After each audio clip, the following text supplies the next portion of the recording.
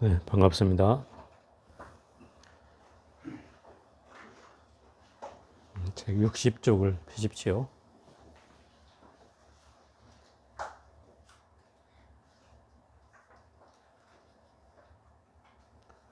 오늘은 정제업장 장을 할 차례입니다. 전번 시간에 그 묘음장을 요약한다면 제8 묘음장은 5가지 번뇌, 5개인 5가지 번뇌 가운데 도거라는 번뇌를 다스리는 장이고, 이 도거라고 하는 말은 마음이 들뜨는 것, 들뜨는 마음을 도거라고 합니다. 이 들뜨는 마음이 있으면 공부가 하기 싫어지죠.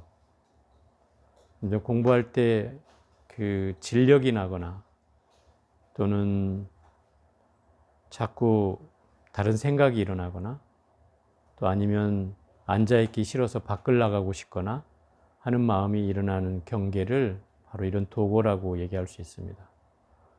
그런 마음이 들면 공부를 여간 잡기가 쉽지 않은데, 이런 마음은 어떻게 다스려야 되는가 하면 묘변이라는 것으로 다스리라고 이렇게 되어 있습니다.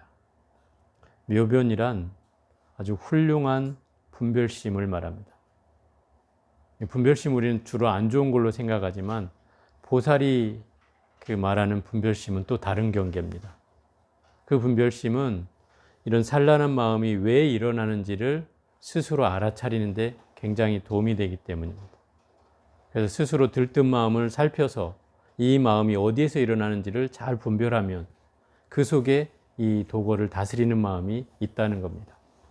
그게 바로 변음장에 등장한 이유이고, 또 5가지 번뇌를, 5번째 번뇌를 다스려야 되는 장이 바로 묘음장이고, 그래서 이 묘음장에서는 앞에 7장에서 얘기한 3가지 수행, 사마타, 삼마발제, 선나라는 3가지 수행을 해도 되지만, 이 변음장에서는 잘 분별해서 25가지 경계로 이것을 늘려놨다 이 말이죠.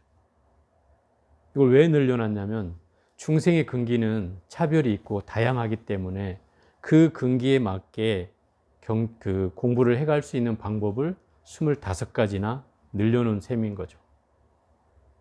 그래서 첫 번째 3가지 단수 수행이라고 하죠. 한 가지만 수행해도 되는 게 사마타, 삼마발제, 선나 각각 3가지, 이걸 단수 수행이라고 그래요. 하나씩만 해도 되는 것. 그 다음에 사마타 수행에 복수 수행 7가지가 있고, 사마타를 기점으로 해서 시작되는 2가지 이상의 수행, 이게 7가지가 있고, 또 삼마발제를 기점으로 해서 2가지 이상의 수행 방법이 7가지가 있고, 또 선나 수행이 선나를 기점으로 해서 2가지 이상의 수행 방법이 7가지가 있어요. 이 복수 수행이 21가지. 그럼 앞에 단수 수행 3가지하고 24가지.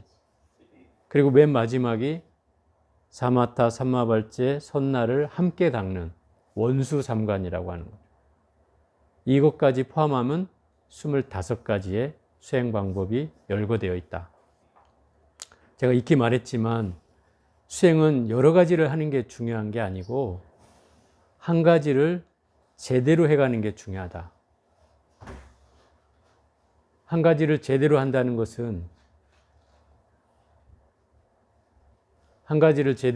것은 바로 거기에 묘처가 있기 때문이다 이 말이죠.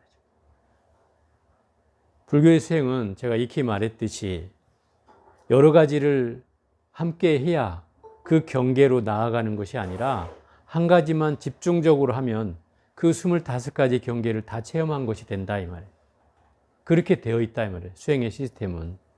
그렇기 때문에 굳이 이 25가지를 다 해야 된다라고 할 필요는 없다. 다만 어떤 경계를 얻고 나면, 예를 들어서 견처를 얻어서 수행의 경계에 깊이 들어가게 되면은 이 25가지를 실험해 볼 수는 있어요.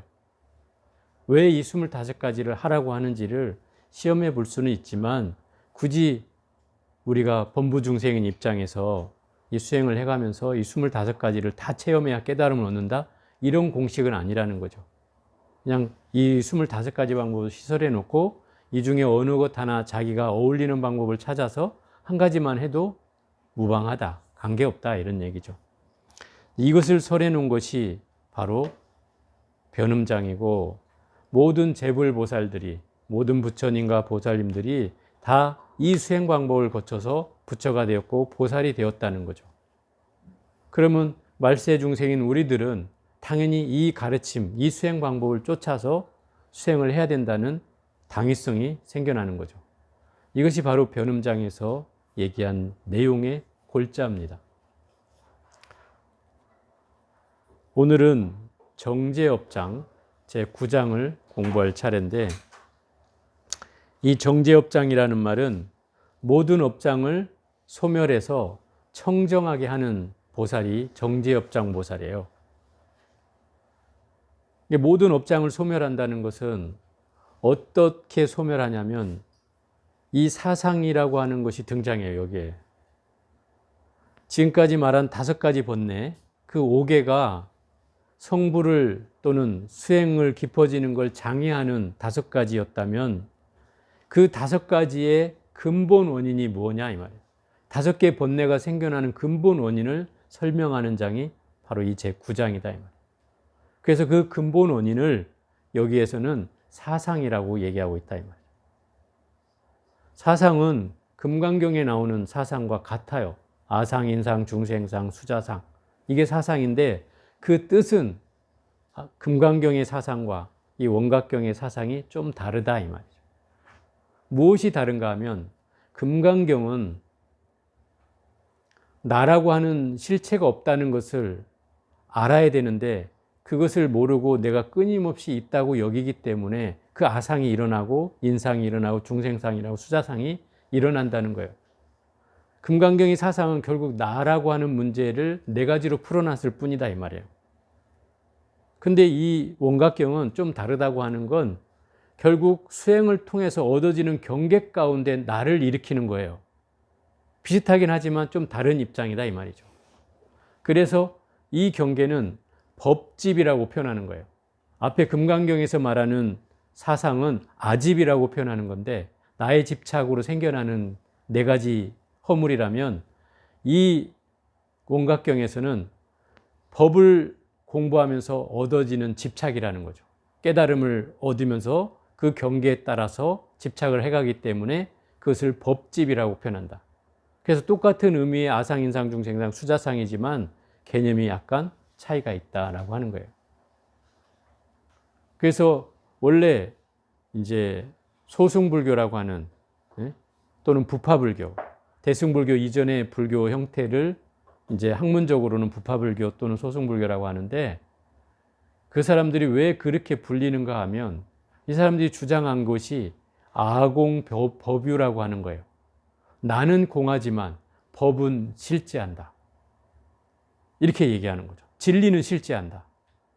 어찌 보면 맞는 얘기 같잖아요. 진리도 실제해야지 우리가 그걸 믿고 따르고 수행하고 하는 게 생겨날 테니까 이 말이 맞는 것 같은데 대승불교에 오면은 뭐라고 했냐면 아공, 법공이지 무슨 아공, 법유냐 이렇게 얘기하는 거죠.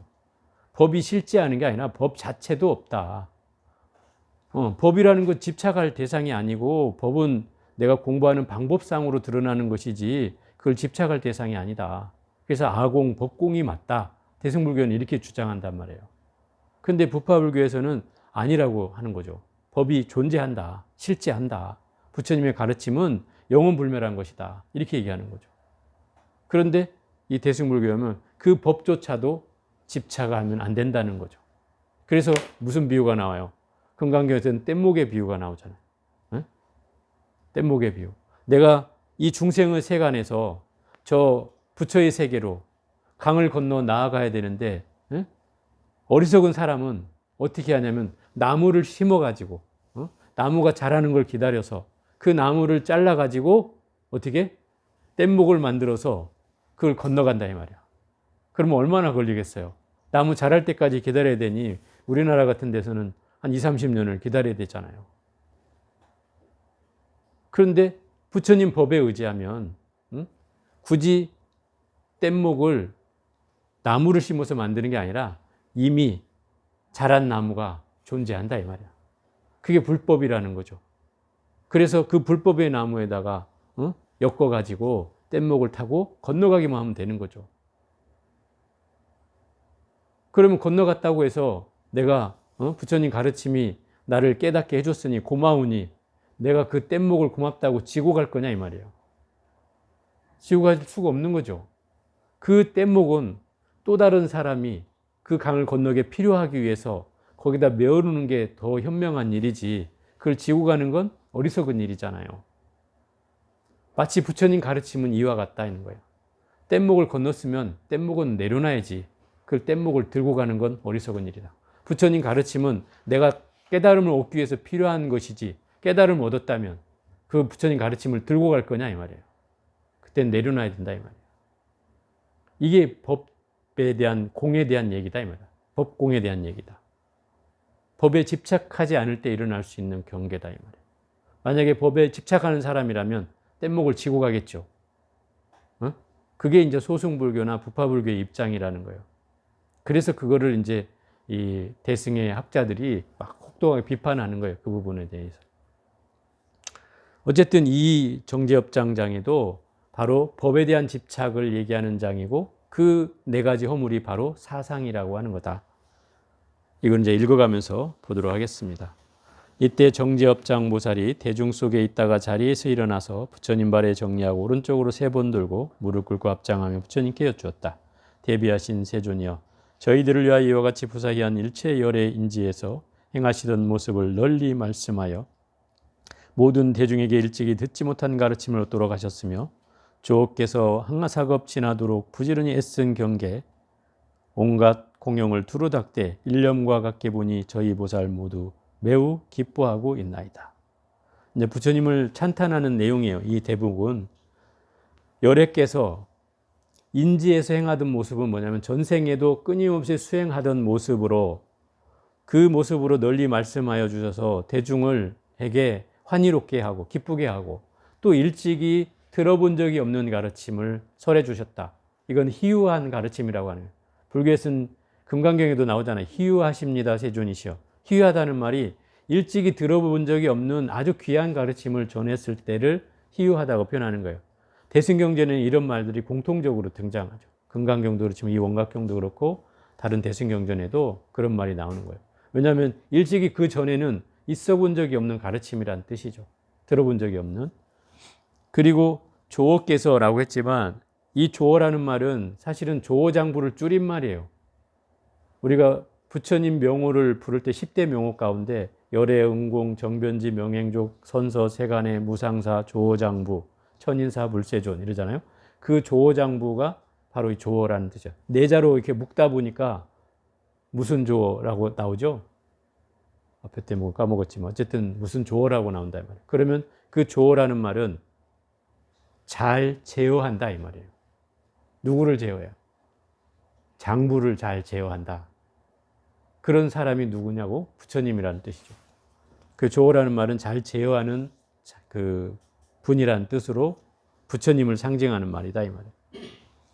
항하사겁이 지나도록 부지런히 애쓴 경계 온갖 공용을 두루 닦되 일념과 같게 보니 저희 보살 매우 기뻐하고 있나이다.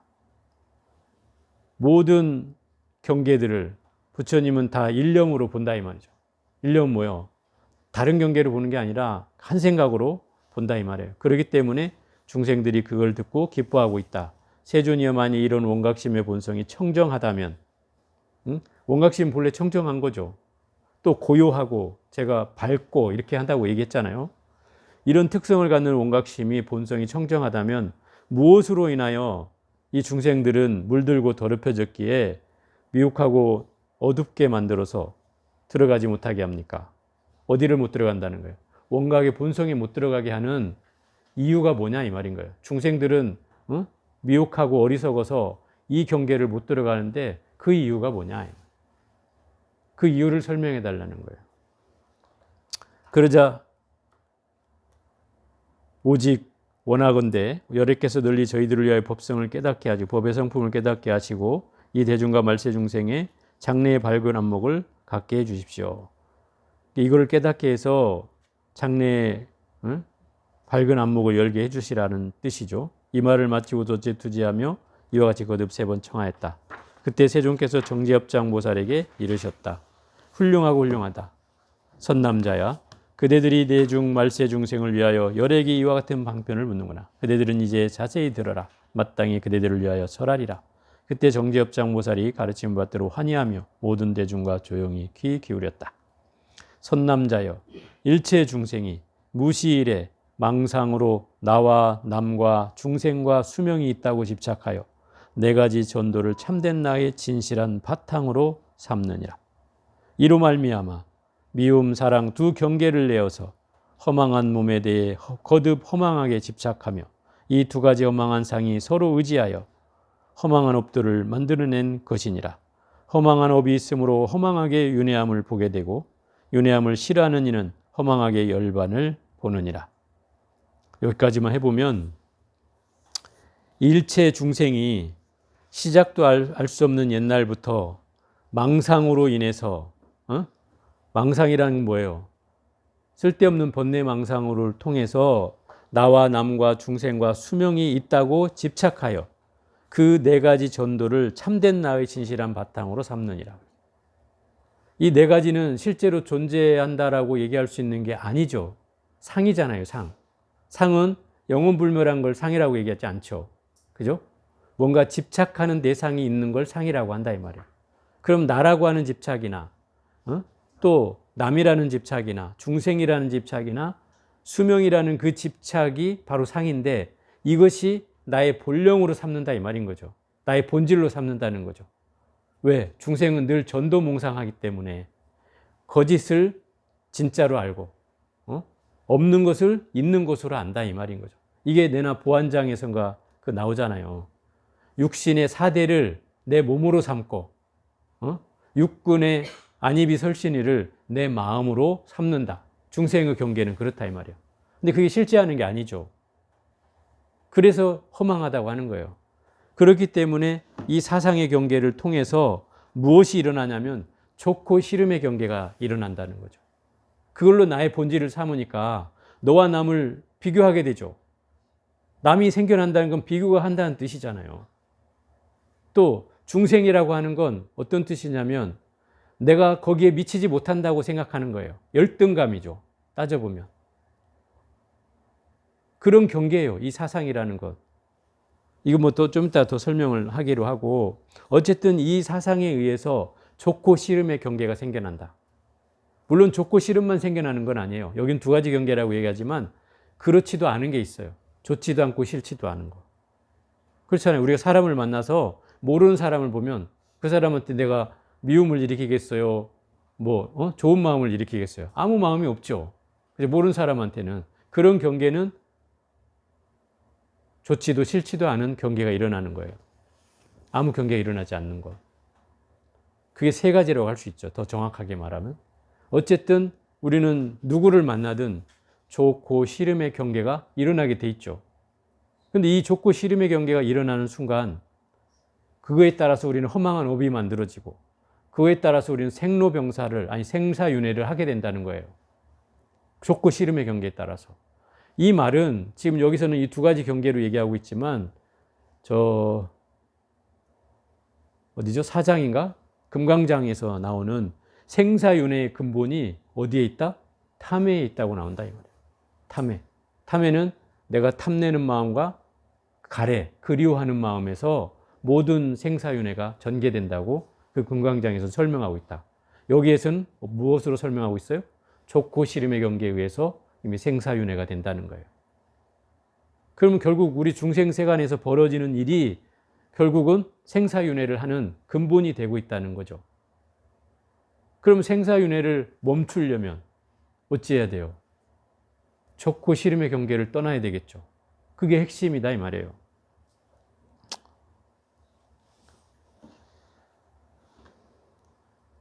윤회함을 싫어하는 이는 허망하게 열반을 보느니라. 이제 허망함으로 열반을 본다는 말은 윤회를 싫어하는 사람은 열반을 쫓긴 하지만 그 열반에 대한 것에 대한 집착도 특별하게 완전한 열반이라고 하지 않는다 이 말이죠. 그래서 그 허망하게 열반을 보게 되고 이로 인해서 청정한 원각에 들어가지 못한다. 무엇 때문에? 바로 두 가지 경계, 좋고 싫음의 경계 때문에 청정한 원각에 들어가지 못하나니 원각이라고 하는 것은 능히 들어가는 걸 막는 것이 아니다. 원각의 본성 자체는 내가 깨달음을 들어가는 걸 방해하는 대상이 아니잖아요. 내가 못 들어가는 건 내가 부족해서이고 탐에 진해 또는 여기서 말하는 좋고 싫음의 경계 때문에 못 들어가는 것이지 원각 자체가 내가 깨달음을 못 들어가게 하는 건 아니다. 또 들어간다 하더라도 원각이 나를 들어가게 하는 것이 아니다 이 말이죠. 들어가는 건 내가 들어가는 것이지 원각이 들어가게 하는 건 아니죠. 그래서 생각을 움직이는 것, 이거는 범부중생을 말하는 거다. 생각이 이리저리 왔다 갔다 움직이는 대상이 바로 범부중생이고, 생각을 쉬는 것, 이것은 성문영각의 이승을 말한다 이 말이에요. 성문영각. 성문은 공부를 하되 듣고만 공부를 하겠다는 사람이고, 듣는 것만 하겠다는 사람이고, 연각은 자기 혼자만 깨닫겠다는 사람이다. 이 두 부류는 생각은 약간 쉬었어요. 그렇지만 깨달음을 얻은 건 아니죠. 그래서 이렇다 하더라도, 생각이 쉬어졌다 하더라도 모두가 미혹과 어두운 데로 돌아가느니라. 그러면 결국 생사윤회를 한다는 뜻이고 청정한 원각에 들어갈 수가 없다는 뜻이죠. 왜냐하면 무시이래로 본래 일으킨 무명으로 자기의 주인을 삼았기 때문이며 일체 중생이 지혜로운 안목이 없이 나와 몸과 마음 등의 성품이 다 무명이기 때문이라. 비유하면 어떤 사람이 자신의 목숨을 끊지 못하는 것과 같으니라. 그러므로 마땅히 알지니라. 결국은 무명이라고 하는 건 어둠이란 뜻이에요. 밝지 않다. 어둠이란 뜻이고, 더 정확히 말하면 무지를 말하는 거고 어리석음을 말하는 거예요. 중생은 이 무명하기 때문에 사실은 윤회하는 거예요. 생로병사를 겪는 거예요. 무지하기 때문에. 근데 내가 무지한 줄을 모르잖아요, 문제는. 모르기 때문에 이미 여기에서 모든 경계가 펼쳐지는데도 그것이 마치 나의 주인인 양 삼아서 끊임없이 우리 생사윤회를 거듭해 간다 이 말이에요. 그런데도 그러한 사실을 우리가 알지 못하니 더 핵심적인 건 아까 말한 대로 좋고 싫음의 경계에 대해서 알아차려야 된다는 거예요. 그래야지 우리가 생사윤회를 하지 않을 수 있다는 거예요. 근데 우리의 경계는 이미 어때요? 좋은 사람을 만나면 해볼래 하고, 또 싫은 사람을 만나면 미간을 찌푸리고 쳐다보지도 않고, 그죠? 눈도 안 마주치고, 벌써 이런 경계로 분별이 되잖아요, 이미. 그러니 좋고 싫음의 경계를 벗어난다는 건 이게 쉬운 일은 아니다 이 말이에요. 이게 마음을 쉰다는 건 바로 그 좋고 싫음을 떠나는 걸 말한다 이 말이에요. 마음을 어떻게 쉬어야 됩니까? 좋고 싫음의 경계를 떠나야 되는 거예요. 그럼 어떻게 좋고 싫음을 떠날 수 있어요? 좋고 싫음에 대한 분별이 없어야 되는 거죠. 그게 쉬는 거예요. 마음을 쉬는 거예요. 그러니까 좋은 사람을 만나도 싫은 사람을 만나도 아무 느낌이 없는 거예요. 그러면 이게 마음이 쉬어지는 거예요. 세상을 살면서 이렇게 살면 바보 아닙니까? 이렇게 얘기할 수는 있어요. 여러분들 말로. 그건 바보죠. 이렇게 얘기할 수 있어요. 그런데 그 바보 같은 게 마음이 쉬어지는 거다 이 말이에요. 그래서 선방에 공부하는 스님들은 뭐라고 하냐면, 야, 세상에서 제일 쓸모없는 사람이 돼야 돼. 바보가 돼야 돼. 그래야지 공부할 수 있어. 이렇게 얘기한단 말이에요. 왜냐하면 세상에 관심이 있으면 자꾸 쫓아가게 돼 있잖아요. 자꾸 쫓아가. 이거 막 내가 노래를 좋아하면 맨날 임영웅이만 찾고, 맨날 뭐 가수 찾고, 이거 봐야 되잖아 또. 그죠? 또 내가 막 영화를 좋아하면 또 막 영화를 찾아서 봐야 되고, 어쨌든 좋아하는 게 있으면 끄달려가게 돼 있다 이 말이에요. 뭐든지 TV를 좋아하면 TV를 쫓아가고, 연습곡을 좋아하면 연습곡을 쫓아가고, 내 쫓아가야 되죠. 근데 그런 경계가 없으면 뭘 하는지 마는지 관심이 없죠. 오로지 좋고 싫음의 경계를 떠나는 것이 내 경계의 공부에 가장 중요한 소위 말하면 테마가 돼 있다. 그런 사람에게는 그런 경계가 들어오지 않겠죠. 물론 이건 쉬운 일은 아닙니다만 그래도 우리가 생사윤회를 하지 않으려면 이런 경계로 나아가야 된다. 우선 제일 먼저 해야 될 일이 뭘까요? 좋고 싫은지를 알아차려야 된다. 내가 좋음에 빠졌는지 싫음으로 들어갔는지를 알아차리는 게 첫 번째다. 알아차리지 못하면 우리는 이미 생사윤회의 굴레로 들어가고 있는 거예요. 모르니까 결국 무지한 속에서 이미 생사윤회는 벌어진다고 했잖아요. 그 속에서 이미 벌어지고 있는 거예요. 그래서 우리가 성성하게 알아차려야 된다 이 말이에요.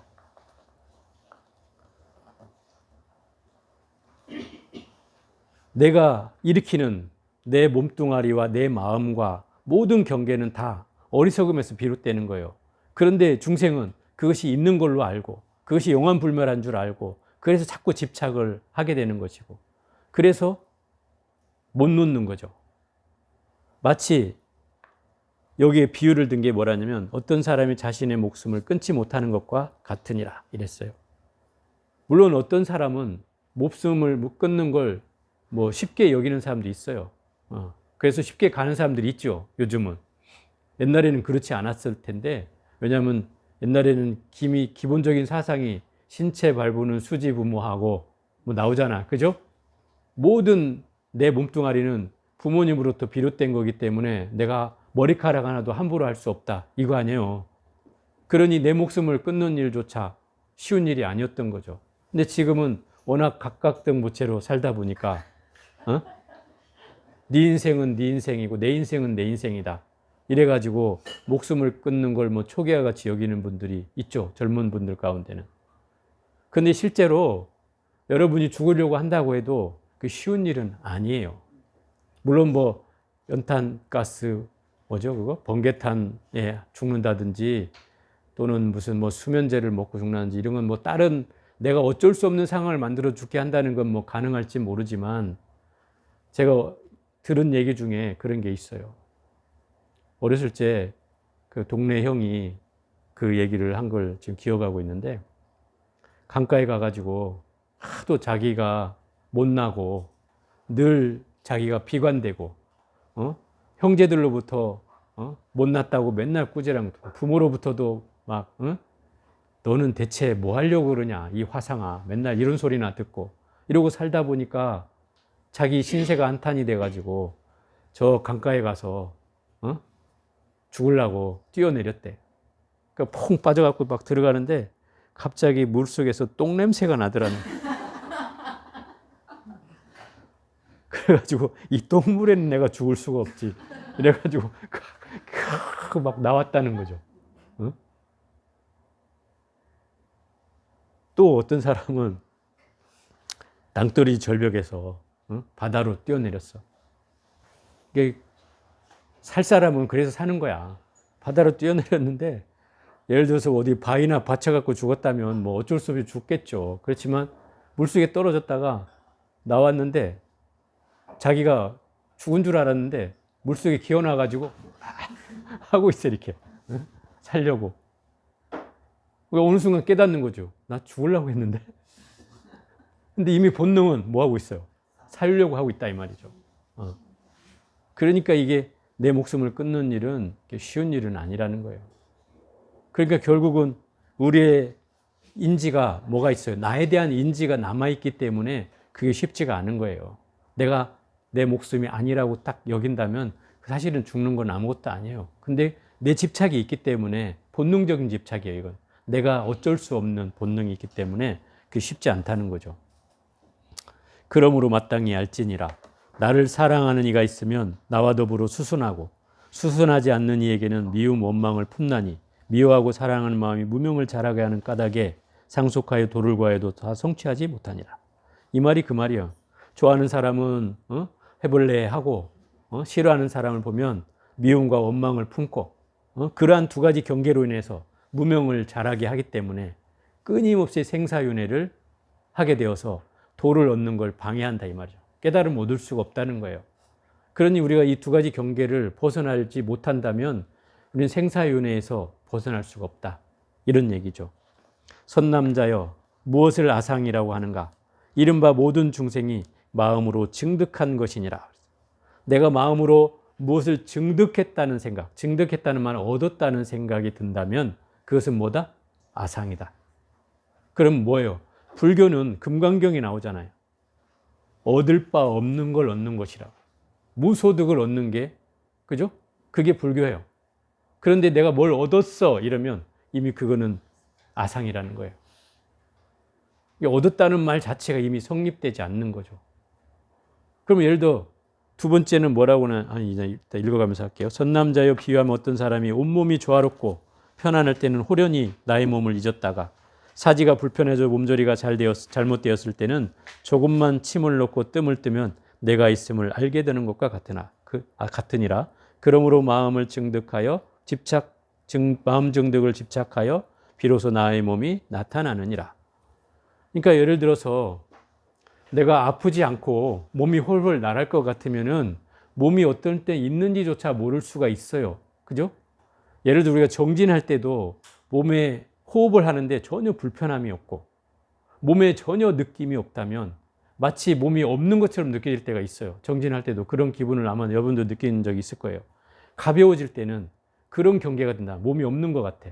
그런데 갑자기 몸이 무겁고 호흡이 안 되고 그냥 졸리고 이러면 내 몸뚱아리가 천근만근이어서 막 느껴진단 말이죠. 그죠?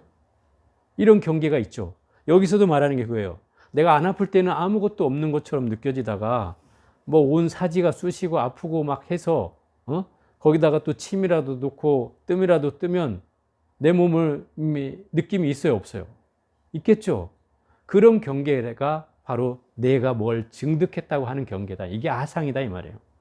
내 몸뚱아리에 대한 인식이 있다는 거죠.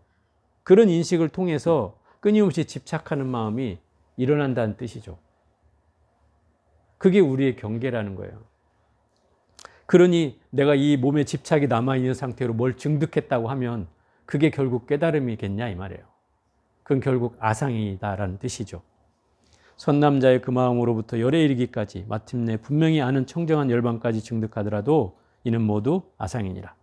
그러니까 이미 내가 있는 상태에서 열반을 얻었다 한들 그건 전부 다 아상이라는 거예요. 내가 사라져야지 그 아상을 벗어나는 것이, 내가 있는 한은 결국 아상일 수밖에 없다는 거죠.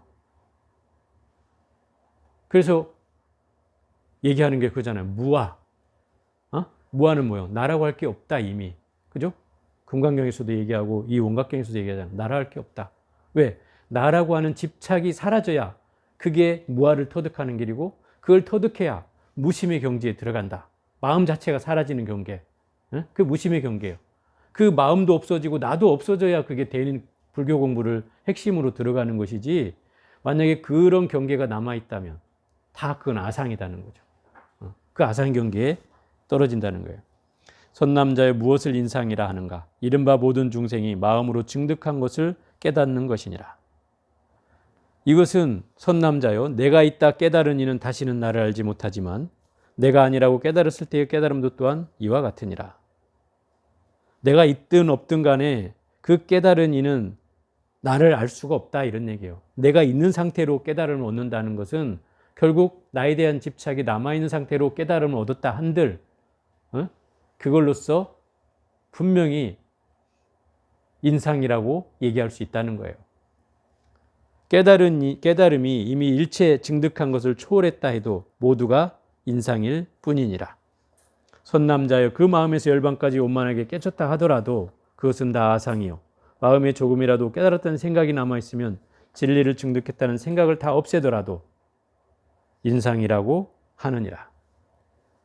결국 내가 뭐를 증득했다 그러면 이건 다 아상이고, 인상과 다른 점은 인상은 깨달음을 깨달았는데 뭔가 남아있다, 난 깨달은 게 남아있어 라고 하면 이건 인상이라는 거예요.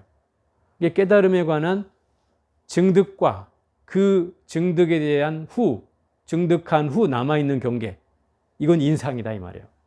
그러니 결국 깨달음과 깨달음에 관련돼서 나라고 하는 경계를 일으킨다면 이건 다 아상의 경계에 빠진 것이다 이 말이에요. 인상도 결국 이 아상의 다른 이름일 뿐이다 이 말이에요.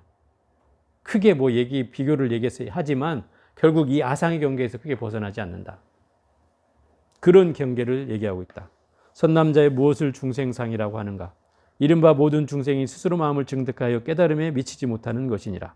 선남자의 비유하며 어떤 사람이 말하기를 나는 중생이다라고 하면 그 사람이 중생이라고 말한 것이 나도 아니요 남도 아님을 알 수 있나니 어째서 나가 아닌가? 나는 중생이라 하면 곧 내가 아니요 어째서 남이 아닌가? 나는 중생이라 하면 남도 내가 아닌 까닭이니라.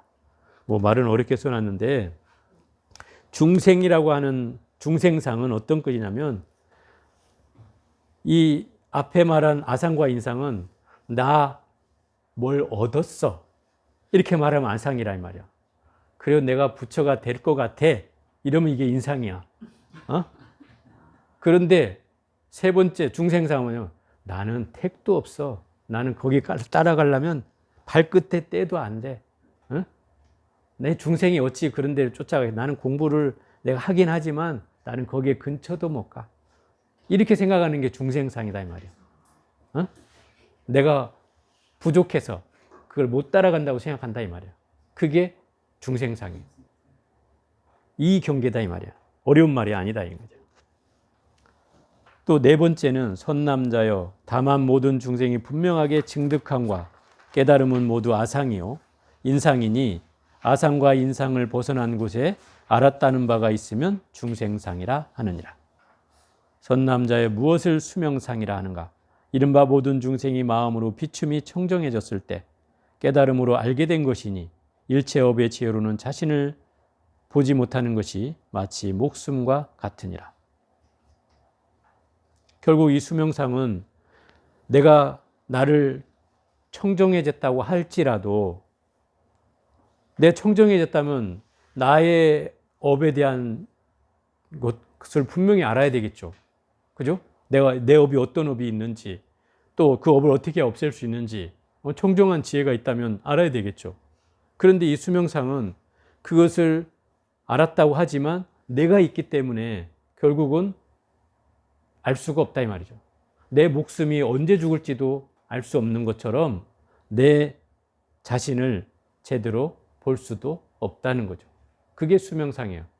수명상은 금강경에서 말하는 말로 얘기하면 그 목숨이 오래를 살고자 하는 마음이 수명상이라고도 하는데 어찌 보면 내가 윤회하는 그 주체가 금강경에서는 영혼이라고 생각하는 사람들이 있다. 근데 제가 늘 얘기하지만 우리가 윤회하는 주체는 영혼이 아니고 업식이라고 얘기했죠. 업이라고 하는 거예요. 그러니까 그게 그런 인식을 하면 그게 바로 수명상이다 이 말이에요. 영혼이 윤회한다는 생각을 가지면 그게 수명상이에요. 금강경에서 하는 말이 그렇다 이 말이에요. 여기서는 결국은 뭐예요? 그 업의 지혜로 자신을 보지 못하는 것이다 이 말이에요. 내 목숨이 언제 죽을지 모르듯이 나를 제대로 모르기 때문에 그 어리석은 생각이 일어나서 결국 우리는 깨쳤다고 하지만 결코 깨친 게 아니라는 거죠. 그 속에 있는 한은 선남자여 마음으로 일체 깨달음을 비추어 본다면 모두가 티끌이요 때가 되나니 깨달음과 깨달은 대상이 티끌을 떠나지 못하였기 때문이니라. 마치 끓는 물로 얼음을 녹이면 따로 얼음이 없어도 얼음이 녹은 줄 아는 것처럼 나를 두고서 나를 깨닫는 것도 이와 같으니라. 결국은 모든 경계가 깨달음의 눈으로 비춰본다면 다 번뇌고 그 번뇌에 대한 현상 끊임없이 일어나게 된다 이 말이에요.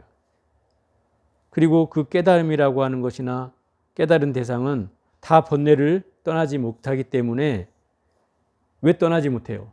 나라는 경계가 남아있기 때문에 번뇌를 아무리 떠났다고 한들 떠난 게 아니라는 거죠.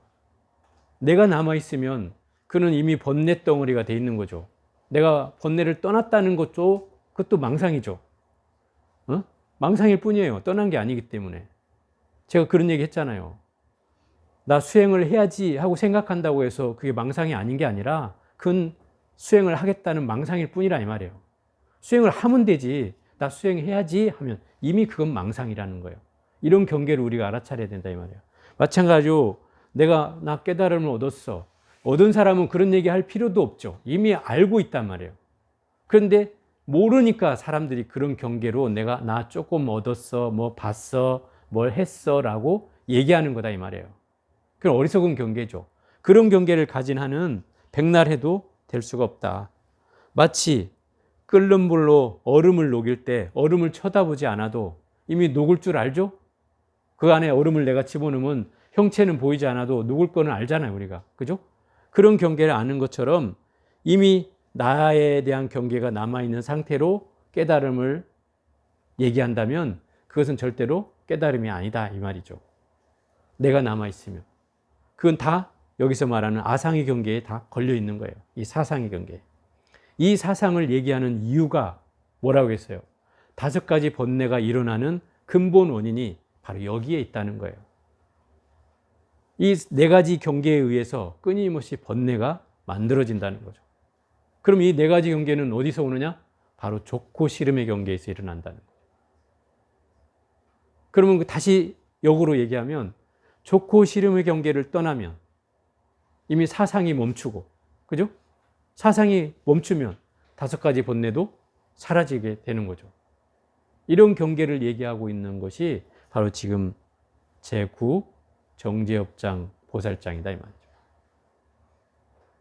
그래서 이 지금까지의 사상은 어렵게 설명해 놨지만 사실은 깨달음에 대한 견해, 깨달음에 대한 집착, 그리고 나 깨달았어 라고 하는 그런 경계들을 얘기하는 장이다 이 말이에요.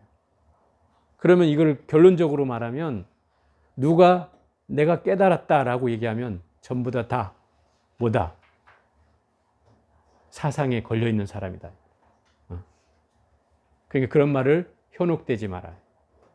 누가 어디서 어느 스님, 야, 그 스님 한수씩 했대, 깨달았대 이러면 자기가 얘기한다면 이건 다 사상에 걸려있는 거다. 그런 경계는 믿을 필요가 없다. 현혹되지 말아요. 부처님 말씀은 그런 기준을 잡아주는 거예요. 어떤 경계에도 걸리지 않을 수 있는 기준을 잡아주는 거예요. 물론 이것이 또 하나의 경계가 또 될 수도 있겠지만 현재 상태에서는 우리가 이 경계를 넘을 수 있는 또 그 방법을 가르쳐 주는 것이다 이 말이죠. 그래서 우리가 이 사상이라고 하는 경계가 금강경에서 얘기하는 나의 집착을 깨는 부분도 있지만 여기에서는 깨달음에 대한 집착을 깨는 부분이 있기 때문에 이걸 법집이라고 표현하는 것이다 이 말이에요. 그게 깨져야 돼. 왜? 깨달음은 얻으려고 할수록 깨달음은 멀어져요. 원리가 그래요. 얻으려고 할수록 멀어져.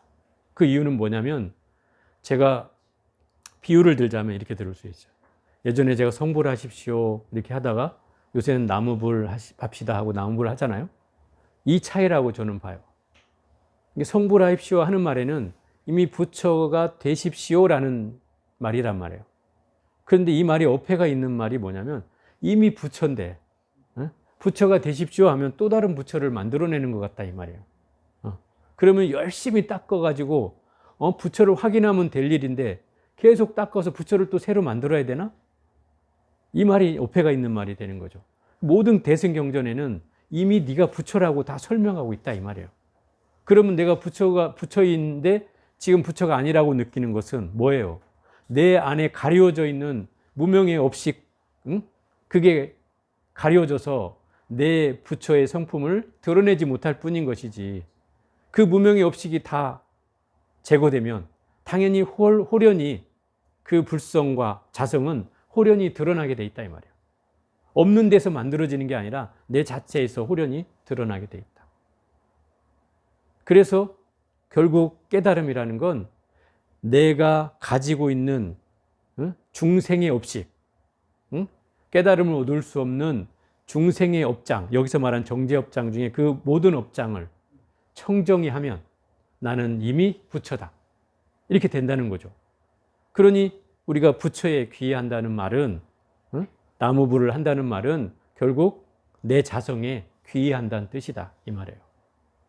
그게 지금 이 대승불교에서 말하는 그 교리와 맞닿아 있다. 이 말이에요. 그러니까 애쓸 필요가 없어요. 애쓰면 성불해야 되는 일이고, 내 마음을 쉬기만 하면 돼. 그게 뭐예요? 나무불이다 이 말이에요. 그건 애쓰는 게 아니고 내 마음을 쉬는 데 달렸다. 쉬려면 어떻게 해야 돼요? 좋고 싫음을 떠나야 한다. 그게 쉬는 거다. 이해가 되셨죠? 자, 오늘은 여기까지 해볼게요. 네, 선생님.